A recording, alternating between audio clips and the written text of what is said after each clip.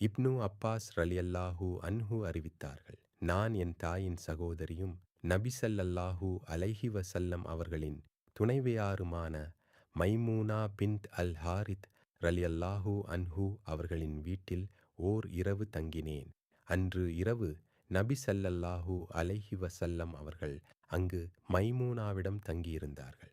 நபி ஸல்லல்லாஹு அலைஹி வஸல்லம் அவர்கள் இஷா தொழுகையை தொழுதுவிட்டு வீட்டிற்கு வந்து 4 ரக்காத்கள் தொழுதுவிட்டு உறங்கினார்கள்.